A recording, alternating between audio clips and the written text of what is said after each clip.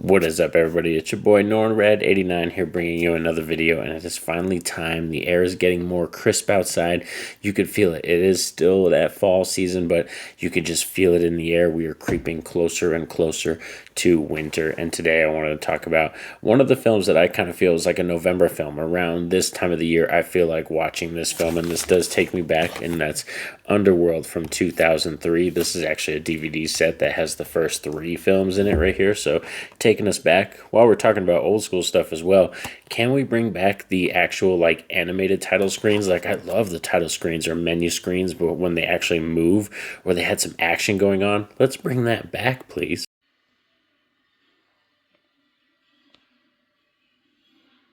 So yes, today we're going to talk about Underworld from 2003. You're going to hear my thoughts on this film, and this is going to be a really fun one to talk about. So let's get into this. Roll it.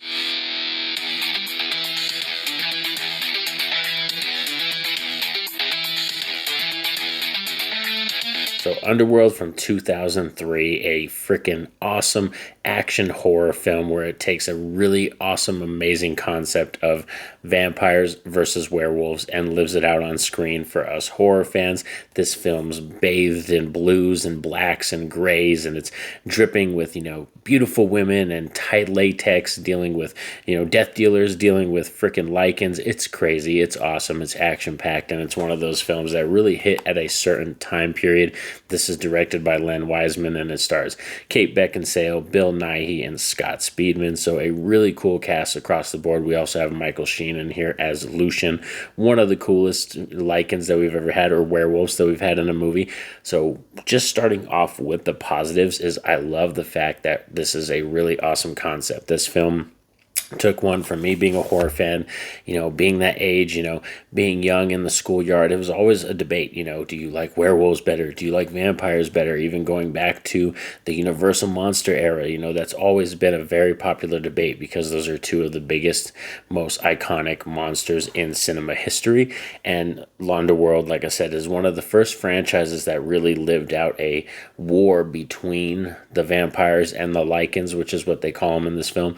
And, actually puts it on screen for us fans to see. And I think Underworld is a great introduction to that world and introduction to their universe. That's literally what the first Underworld is. It's like us dipping our toes into their world. We get to follow Kate Beckinsale's character, who she's the lead. She plays Selene, and she's a death dealer, and she's a person who is a vampire who stalks Lycans, and that's her job, is to snuff out small Lycan clans throughout the world. At this point in time in this movie, the vampires think that they're the most dominant species, that it's kind of them and just the humans left, and just a few pockets of Lycans here and there. But they come to find out Selene uncovers some mysterious things going on underneath, some crooked things. So I think this film is really cool. And like I said, being that I remember being a young kid, I was about probably 13 or 14 when this film came out. That's how old I was.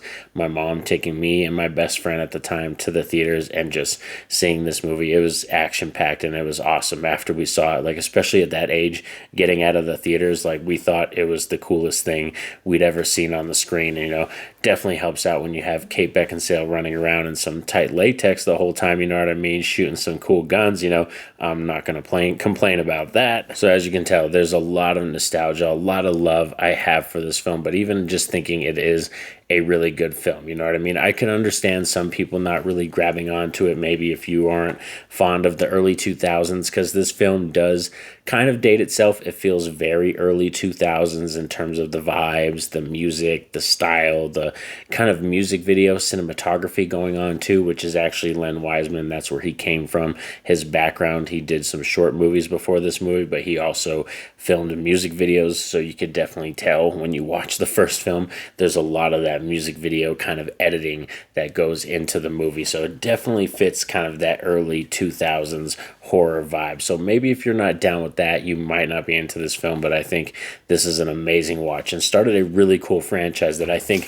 first 3 films are great. When we get into the other 2 films, they leave you with a lot to be desired, but these first 3, all bangers in my book. Other positives too is, like I said, I love the cast. I think it's a really cool, fun cast that when you see it, you're just going to know all these familiar faces and everything. And Bill Nighy playing like the lead second strongest vampire, like he does a great job. Like he's one of those people, like he looks like an old frail man, but he has such a gravitas that he portrays on screen, and just his presence, that you could believe him, like when he ends up coming face to face with a werewolf or a lycan and he just takes that motherfucker down. Like, man, you believe it, because that's the portrayal, that's the, you know, what he brings on screen. Bill Nighy, that presence that you just feel oozes out of the screen. So you're just gonna hear glowing recommendations from me for this movie. There's really not too many negatives. Like if I was being nitpicky, this is kind of not a traditional rad movie review where we're going for a rad rating. If I was to give this a rad rating, it'd probably be like an 8.5 out of 10.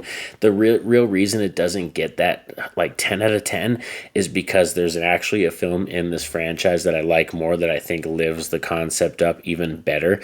But I think maybe budgetary reasons. That's the only thing that I could think of in my head that's kind of a mix and negative, is budgetary constraints, is that if this movie had more money. But it is proof of a really good concept, and what they did with the money, you could definitely tell on screen they used every bit of it. And like I said, having Kate Beckinsale in there, Bill Nighy, Scott Speedman, Michael Sheen, and Len Wiseman in that director chair before he kind of, you know, went too big for his britches and kind of went off the rails with some of his ideas and stuff like that. I think this is a really solid film, and I highly recommend 2003's Underworld. Perfect for the November watch, because the film's, like I said, it's drenched in blues and blacks and grays, and it's like always raining in this movie, so it doesn't necessarily feel like wintertime, like snowy, but it definitely feels cold. So thanks for sticking around with me all as we discussed Underworld from 2003. Please like, share, subscribe. I greatly appreciate it. That definitely helps out the channel. But also shout out down below in the comment section, what are your feelings on this franchise? Do you love the Underworld franchise?